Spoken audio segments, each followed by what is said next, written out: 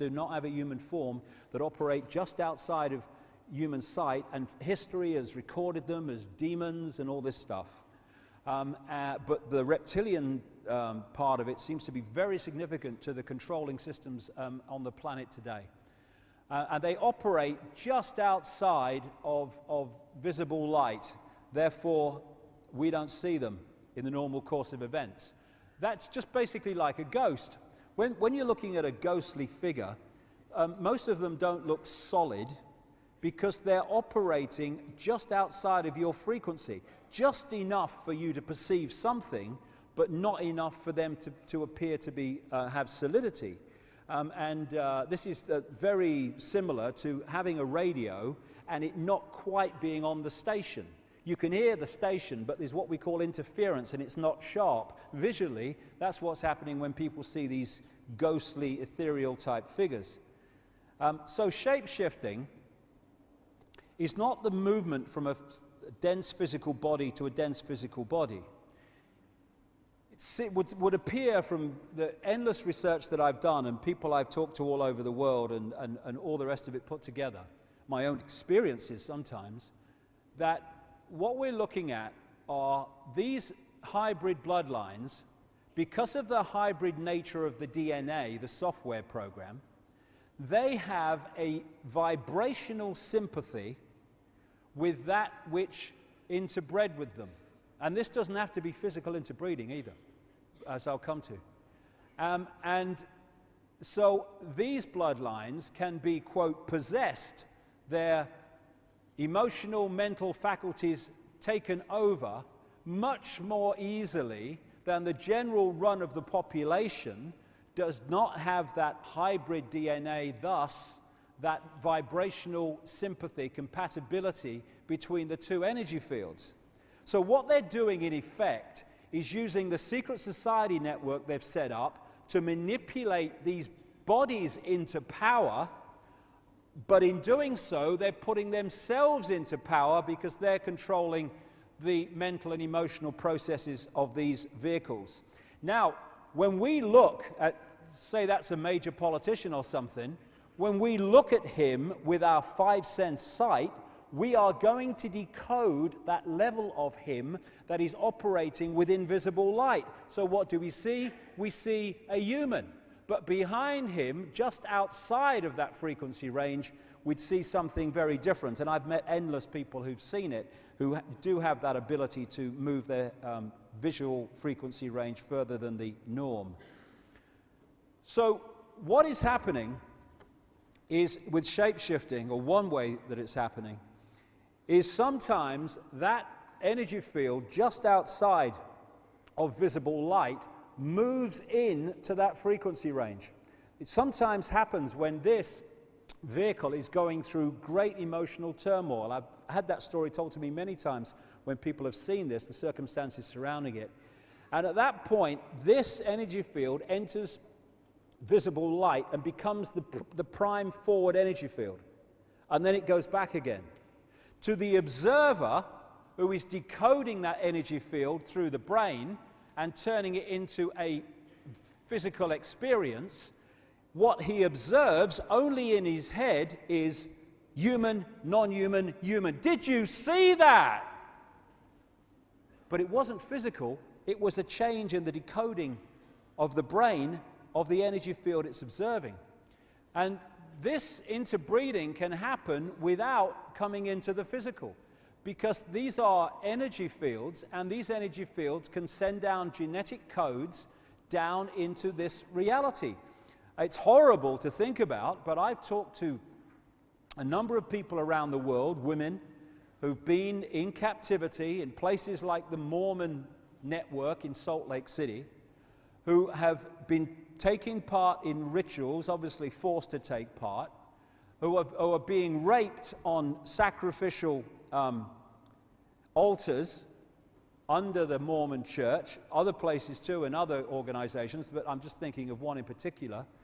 And she told me, and the same story I've heard elsewhere, she looked up while this rape's going on, and around the rapist was this ethereal, non-human figure.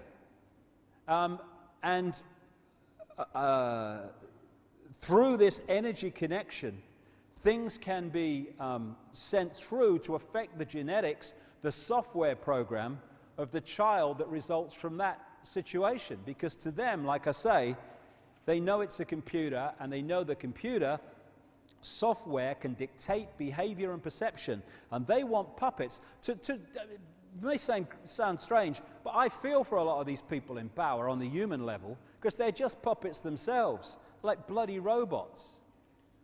Here you go. A lot of these people are not in control of their own perception. And this is why, you know, what they do a lot is they'll target someone. What they want to know is who's got the bloodline and who hasn't.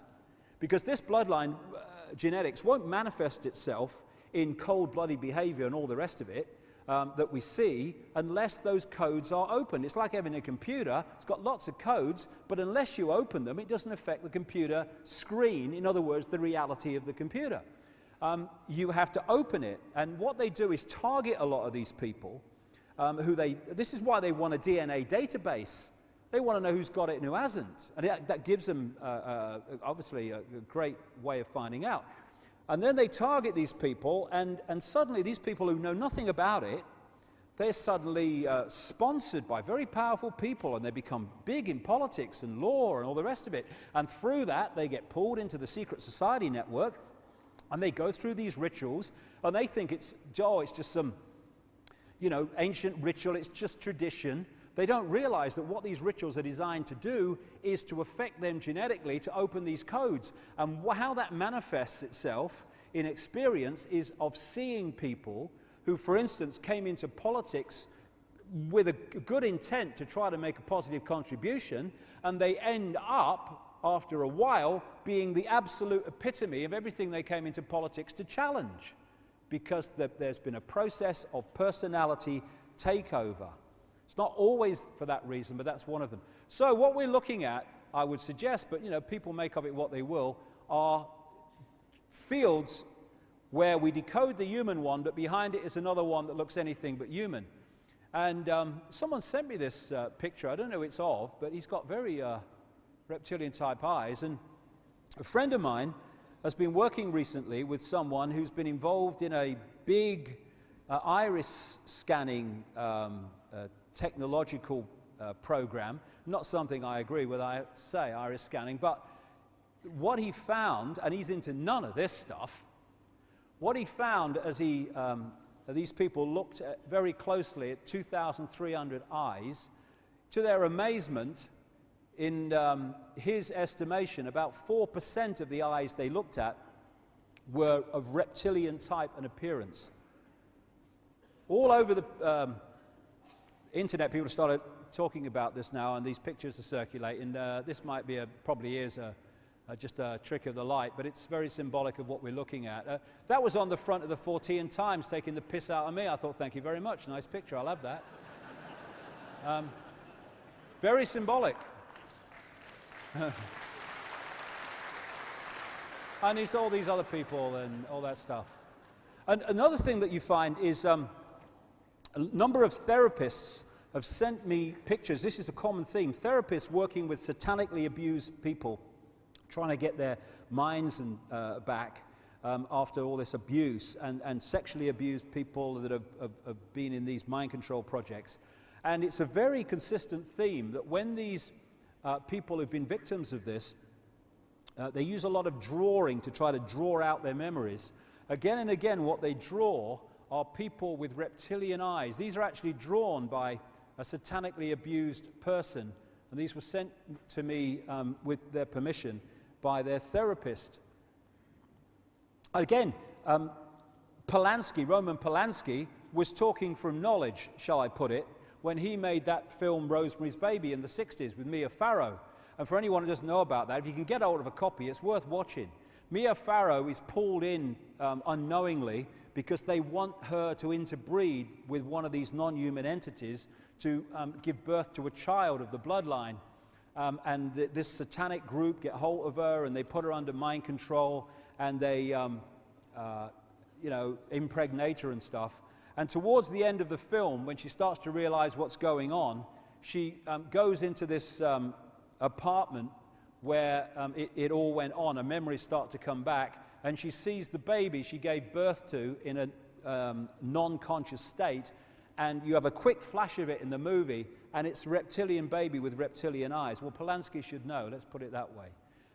All the way through history, you have this theme of possession and of fighting the snake or fighting the dragon. It's very quickly, because I've told this story before. I was at a television, and this is the 1980s, 1989. The Green Party, who I was speaking for at the time, had this one big election result in '89, the European elections, and I was asked to go along to Sky Television to comment as the results came in, because it was obvious we were going to do better than we've done before. And I go in to Sky Television, and I walk in, and they send me into this makeup room, and the door was open, and she leads me in, and I think the place is empty. And she sits me down, she says, someone will be along in a moment, and walks off. And as I turn, as she walked off, I'm looking down to my right, and there's Ted Heath, Prime Minister of Britain from 1970 to 74, the man who signed us into the European Union as it became. And he's sitting there, he's just been interviewed apparently, waiting to have his makeup taken off. So, you know, I looked at him, I said, all right, mate, how you doing, all that stuff. Never said a word. He's staring at the mirror on the wall, and he just turned his body, his chair, and he looked at me, never said a word throughout, ever. He looked at me with a strange look, and then his eyes started at the top of my head, and they slowly went down to my feet, and then went back again. Scanning me is all I can describe it as. And when he got back to the top, he turned, and he looked at the mirror. That was kind of strange enough, but when he was doing the scanning, his eyes went completely black. The whites, the bloody lot. I found this picture on the internet, which I think is done by some kind of contact lens or something, but it absolutely encapsulates what I saw. This total blackness. And what I was doing then, when I got into this stuff and I'm traveling around, I started coming across people who talked about these black-eyed people that they'd seen. I think, bloody hell, I've seen that. And I looked on the internet a few weeks ago. I did a little newsletter about this, and I found a number of references to people telling about their experiences of the black-eyed people. Now, when I looked at Heath's eyes in that black state, there was no point where I made eye contact with him. I was looking through him into something else. They were like two black holes. And then, of course, I've gone home to my family and said, you know, you never guess what's happened with me and Ted Heath tonight, what I've seen. But, of course, what is it? I've not got a clue. It's very strange. Then you get on with your life. But later I realized what I'd seen. I'd looked through into another dimension, to the dimension of the entity that's possessing this guy, or possessed him. And this is what is happening with so many of these fellas. Gold, he doesn't have to shift, does he? Cheney. You know, and so you're putting different people into power, but what you're putting into power is the same force. They only appear different because when you decode their 5 sense visible light level, they look different humans, but not necessarily so. And for me, a lot of these people are what I call sentient programs, or what the Matrix movie called sentient programs. Because this is a digital construct on one level, digital people can be put into this construct and appear to be just as real and normal as us, because it's just another hologram. It's just from a different source. So the woman in the red dress in the Matrix movie, which they put into a computer program, and she looked like anyone else, as if she was just a normal person in the street. I think those people exist, the more that I understand this. And some of these people could be them. The more that I look at this, there seems to be 3 types of people. There's the sentient programs, which are basically software programs playing out their program. And we're not talking about a PC on the desk computer software. We're talking about one that can interact and react and think for itself up to a point. Much more sophisticated. There's other people who are conscious, but their body conscious level is so dominant in the perception of reality, that's basically just a spectator. And then there are others, increasingly more as we wake up in this time that we're living in, that are actually multi-level connected. And those different people will see the same reality in a completely different way. So there we go, the red dress programs, a Neil Haig portrayal. Carl Sagan, the famous American cosmologist, he was so interested in the reptilian influence on human behavior through the reptilian genetics in the body that he wrote this book, The Dragons of Eden, and pointed out that understanding the reptilian history of humans is to understand so much about human behavior. Because the oldest part of the human brain is what they call the R complex in mainstream science, or the reptilian brain. And it is fundamentally influencing our behavior. This is mainstream science, from the reptilian brain, the R complex, we get cold-blooded behavior, no empathy with the consequences for others of our actions, territoriality, control, wanting to own and control everything, desire to control, an obsession with hierarchical structures of power, top-down control by the few, aggression, might is right, winner takes all. These things all come from the reptilian brain. And I have just described perfectly the behavior of these hybrid bloodlines that we call the Illuminati. That's why they can kill and pepper bomb whole cities of civilians, because they have no empathy with the victims and the consequences for them of their actions. You take empathy out, anything goes. The other thing with the reptilian brain, this is really important in terms of understanding how they control us, is this is where, in the R complex, we get our survival instincts from, fight or flight. And it's great that we have these survival programs, because otherwise we wouldn't last long. It's keeping us alive in this reality, constantly, the survival mechanisms. But if you get caught in survival as a state of being rather than a response to a danger, then you are locking yourself into the reptilian brain, which is the genetics and the vibrational structure that these guys completely understand for obvious reasons. And if you look at society, from cradle to grave, we are constantly being given reasons to fear not surviving.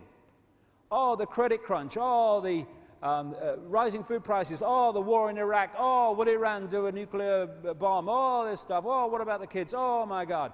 And all those feelings of fear, i.e. survival reactions, lock us into the reptilian brain, which is what they want us to do, because then basically we become, to an extent, a hive brain with them. This is another important area to understand many things that I'm going to come through here. They're energy vampires. They vampire human energy of a certain kind. And therefore we are manipulated to produce that energy, which they then absorb. It's their power source. It's their source of energetic power.